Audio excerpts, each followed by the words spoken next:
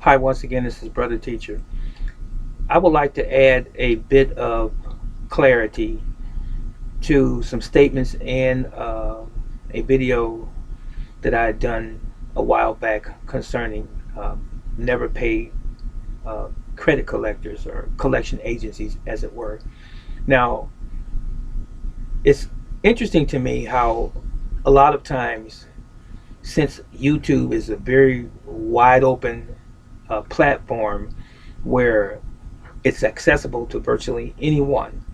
So you're going to get people that comprehend what it is that you are trying to convey in terms of messages, and then you're going to get those people who are always going to be negative, and those people who might particularly work in certain industries that you are being critical of, who are going to basically try to defend those industries, such as lawyers and doctors and nurse practitioners and so forth, professional people, if you will.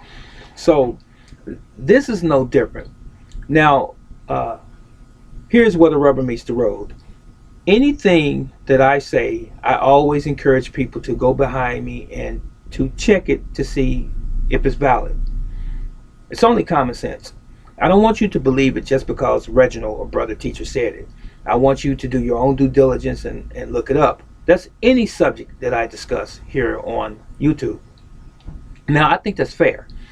Now, with that said, the particular subject on never pay collection agencies, someone didn't read the context of the video or didn't watch the whole video.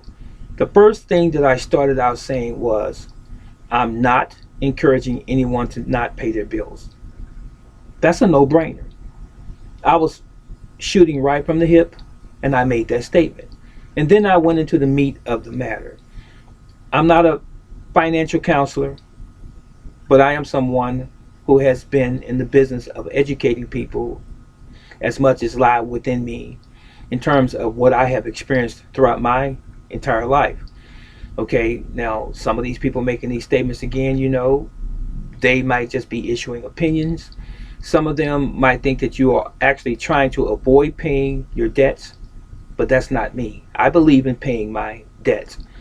However, there are some remedies, some things that are in place that have been set in place by governmental standards, if you will.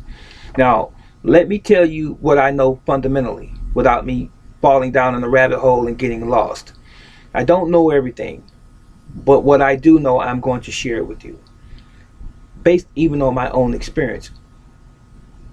Most states have a statute of limitations. Some might be 6 years, 7 years, 8 years, 10 years. And what that basically is a set of rules, if you will, that says if you have not paid a debt that you owe over that period of time and you have reached that statute of limitations, you no longer owe it. That's really plain and simple to understand.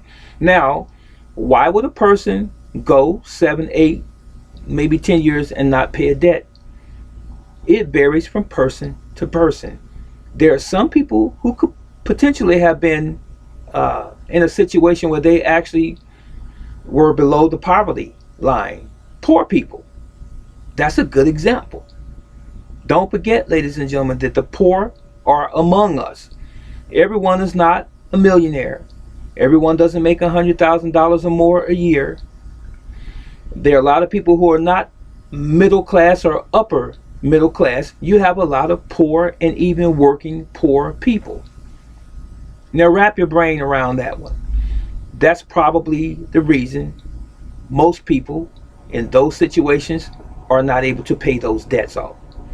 And so as time progresses, they reach the statute of limitations, they don't have to pay it.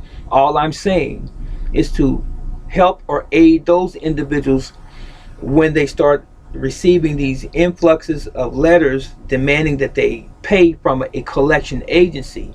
And I'm not talking about a collections department that's part of the original creditor's office or business. I'm talking about people who buy your debt from the creditors.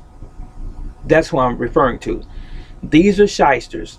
These are individuals that prey on people like you and I who try to get the principal with additional fees. For example, if you owed a $500 bill with a hospital and the hospital holds this past due debt up after they've reached a certain point and they said, we're not going to be able to collect on this, so we're going to write it off.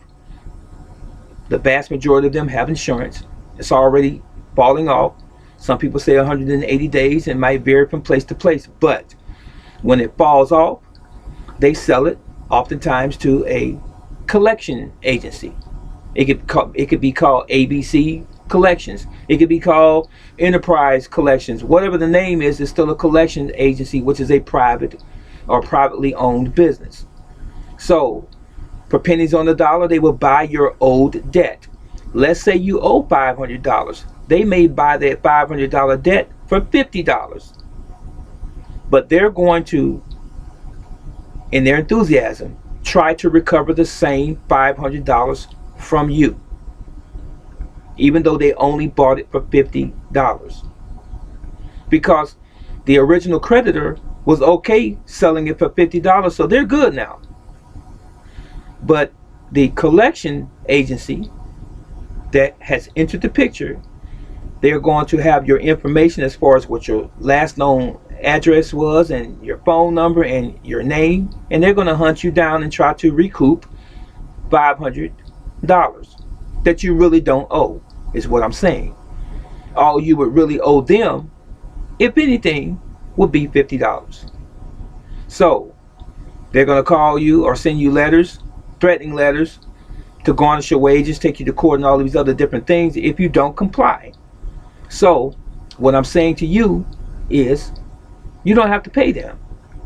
And if they harass you on your job, call your family, call your job, continue to call you during the wee hours of the night, you can tell them on the phone, discontinue or cease and desist calling me.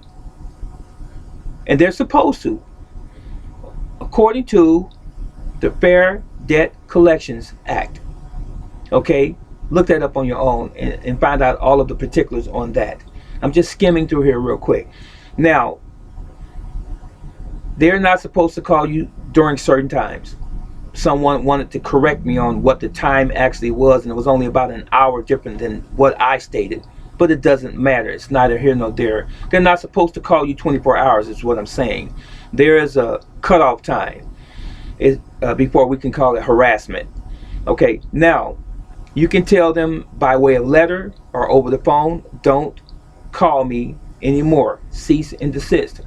And they're supposed to stop. Can they actually sue you? No.